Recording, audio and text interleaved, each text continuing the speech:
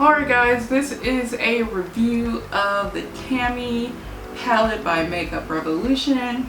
Let me show you how the palette looks again, because I did take a first impression and a look with this palette when I bought it months ago, but this is what the inside looks like. It's a very colorful palette and I really enjoy this color scheme. Very colorful, very bright, and let's see, 10 shades out of the 15 are pigments. They're pressed pigments, and I guess that technically makes them not eye safe. But anyway, this look I created using this palette, and here are the colors I use. I use this pink, I use this like bluish green, I use this one to blend out the edges of this shade, and yeah, I use the black as well on the edges to darken it. And I use, let's see, this Essence Metal Shock eyeshadow, like liquid eyeshadow stuff. So anyway, here are my final impressions, my review of the palette. I still stand by what I said originally about the palette, which is that it's a quality palette and the shadows perform well. Here's my only complaint about the palette. I like the way the shadows perform, but when you actually look at it, like I couldn't figure out what it was that kept me from using it as often.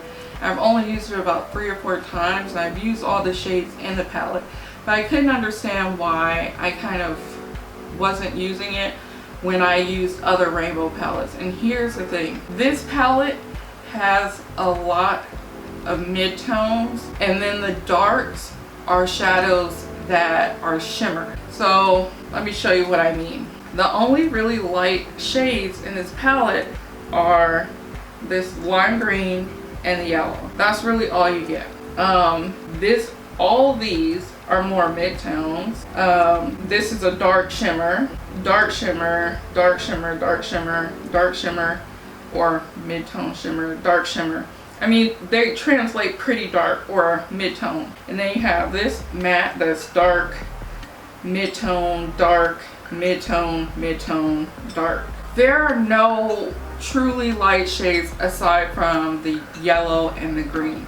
I feel like to round out this palette, it needed some like light shades in it to help you better create like more colorful eye looks. Because I was able to make a look using the blue shade that I told you about. What is this? It's called Definitely. Okay, so I used Definitely, Pink Panther, I didn't use girlies. Pink Panther, Jab Jab, and Bacchanal. Okay, so the lightest shade that I had to use to blend out St. Catherine, or Definitely, the lightest shade I had to use to blend out Definitely was Bacchanal, and it just really doesn't cut it.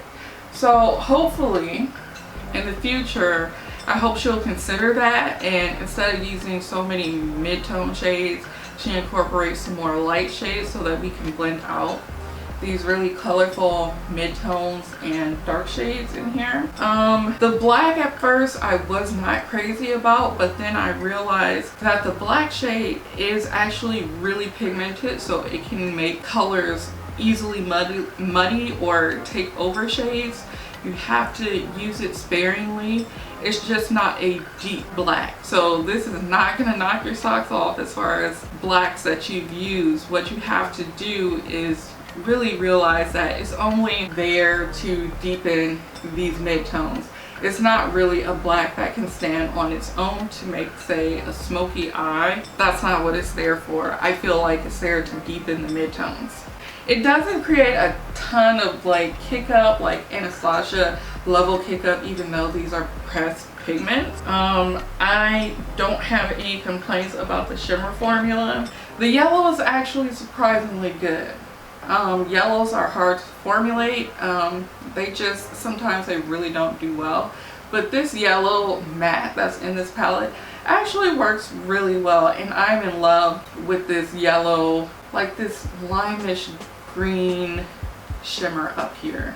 And that's it. That's my review. I still think that it was worth it to buy it. There are just a few nitpicky things complaints that I have, and just some things you need to be aware of if you decide to buy the palette. Just having realistic expectations. I feel like this is still the best modern, I still feel like this is the best Makeup Revolution palette that I bought in a long time, and were it not for this palette, I would not have bothered buying. I think I bought 1 or 2 other palettes since I bought this one.